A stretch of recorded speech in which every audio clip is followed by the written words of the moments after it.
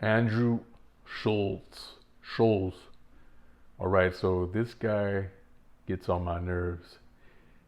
Um, he's the kind of guy that thinks he's cool or he has street cred because he hangs out with people from the hood. I actually think he did start off on this like black podcast with Charlemagne or something.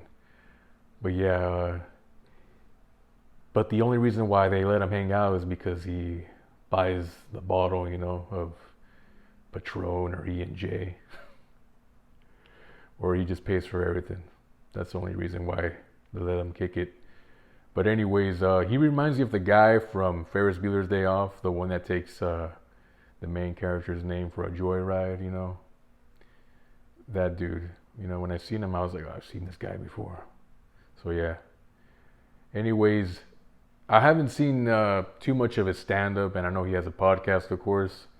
But his stand-up is like a lot of crowd work, which is kind of lame. It feels more like he's just harassing people, especially the women that go there. They really don't want to be there. They just kind of go because they were invited. So that's not cool. It seems like they're having a good time, but I mean, I doubt they are. They're just being a good sport, but you're harassing the people. But anyways, his little laugh, I'm not gonna do the laugh, but you may have heard his laugh. It's like he has to add his own sound, his laugh track, to convince the audience that he's being funny.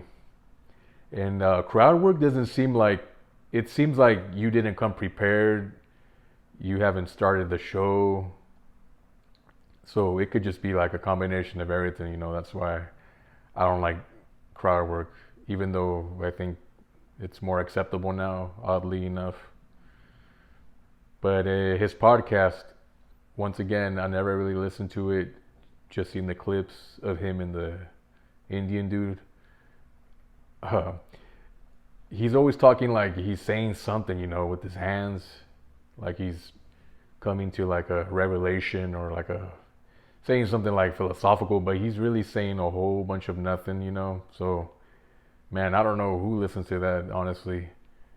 Uh, but one positive thing about him is I do like when he rocks that like mid-century mustache. He looks kind of cool that way.